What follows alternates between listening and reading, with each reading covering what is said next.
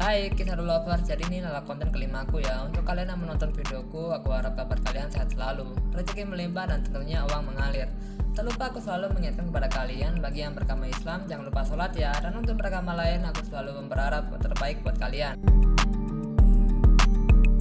Jadi ada kabar baik ya buat kalian ya, para pencinta One Piece, karena spoiler 1070 telah hadir ya. Dan terima kasih untuk reddit.com yang telah memberikan info atau spoiler tentang One Piece 1070 ini. Oh iya, Reddit juga menjelaskan bahwa untuk spoiler ini bisa diandalkan ya guys ya untuk kedepannya.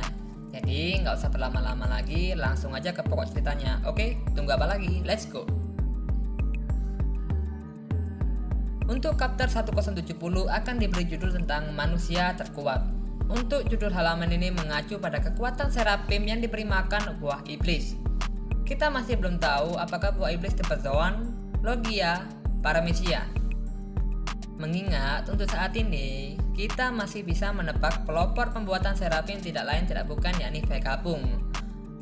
Untuk cover halaman masih mengacu pada alur cerita dari kelompok Iblis Not Blue, yakni Germa 66. Disebutkan ada 5 ilmuwan yang berkumpul untuk kemanusiaan dan dunia. Kelima ilmuwan tersebut yakni Vegapunk, Caesar, Yachi, yang merupakan tokoh penting di balik berdirinya Germa 66. Sang komandan kedua Yonko, Kaido, yakni Queen, dan yang terakhir masih belum jelas ya karena masih dalam bentuk siluet. Tapi Reddit menjelaskan bahwa siluet tersebut merupakan seorang wanita. Oke, kita lanjut dalam cerita ya. Dikatakan bahwa Yonko baru atau Monkey D. Luffy masih melanjutkan pertarungannya melawan agen CP0 tertinggi, yakni Rob Lucci. Diceritakan bahwa untuk saat ini pria yang dipanggil pria merpati oleh Luffy tersebut masih belum bisa mendaratkan pukulannya ke arah Yonko baru atau Monkey D. Luffy. Bahkan Monkey D. Luffy bisa dengan mudah mendaratkan pukulannya dengan jurus baru yakni Komu Komu no Don atau yang berarti Komu Komu no Rocket. Berlanjut ke tempat Vegapunk, Robin, Usopp, Nami, dan Franky berada. Vegapunk menjelaskan untuk saat ini dirinya masih kesulitan untuk mereplikasi buah iblis. Tapi buah iblis yang dimaksud adalah buah iblis tipe Zoan, Paramecia, dan Logia. Menurutnya, buah iblis termudah direplika yakni buah iblis tipe Zoan karena sebagian besar didasari oleh hewan, dan untuk Zoan mitos, Vegapunk masih sangat sulit memahami dan memerlukan kondisi khusus. Dan yang kedua yakni tipe Paramecia yang hanya memerlukan faktor keturunan dari si pengguna.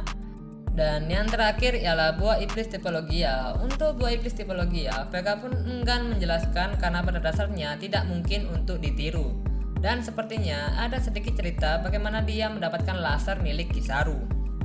Oke, kita beralih ke keadaan Sentomaru ya. Yang dari chapter 1069 terlihat bahwa Kapten Divisi Teknologi milik Angkatan Laut tersebut telah mengalami serangan telak milik Lucy dengan jurus Sugan. Tapi Reddit menjelaskan bahwa Sentomaru hanya pingsan dan langsung dibawa untuk disembuhkan saat Lucy menguasai para Seraphim. Dan halaman terakhir adalah bagian yang tentunya kita para pencinta One Piece tunggu-tunggu ya, yakni sang Admiral dengan kekuatan Pika-Pika no Mi tersebut memimpin sebuah armada yang tengah berlayar menuju Pulau Egghead.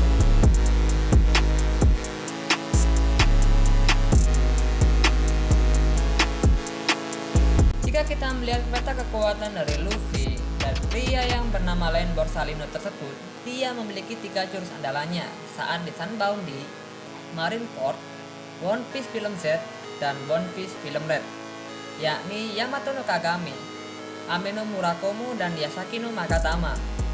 Dan masih belum diketahui ya untuk peta kekuatan dari Kizaru. Soalnya dari yang kita ketahui untuk saat ini belum ada konfirmasi pertarungan epic yang bisa membuat Borsalino kualat atau kekuatan baru yang muncul dari orang yang selalu santai tersebut. Dan ini juga bisa menjelaskan bahwa dari segi pengalaman tersebut, admin bisa berspekulasi ya bahwa pria yang saat ini baru diangkat menjadi Yonko tersebut yang sudah melalui perjuangan keras bahkan bertaruh nyawa. Admin bisa berspekulasi ya bahwa Monkey D. Luffy sudah menyalip kekuatan tempur dari Kizaru. Ingatin aja spekulasi ya. Dan untuk saat ini dari yang kita tahu ya, Kizaru bertarung serius hanya saat melawan Rayleigh di Arc Sunbound dan Z Sensei di One Piece Film Z. Oh ya, Terakhir ada clue dari Oda ya untuk cerita One Piece tahun depan.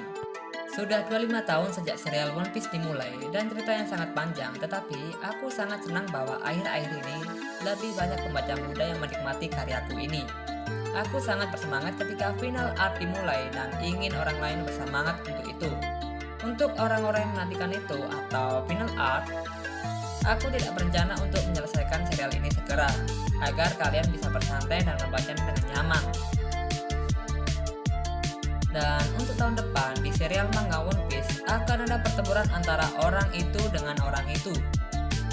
Dari situlah ceritanya menuju. Aku menyebutnya seperti Battle Royale yang hebat. Aku harap tidak ada yang mati ya. Tolong nantikan One Piece tahun depan. Oh iya, satu lagi, minggu depan libur. Demikian spoiler Kapten hari ini. Maaf ya jika menginformasikan spoiler ini telat. Aku baru pulang kerja guys. Tonton terus videoku selanjutnya, tetap jaga keselamatan dan percintaan kalian ya. Dan untuk pesan ini tidak berlaku untuk kaum jomblo. Oke, dah, see you. Selamat menonton channel lain.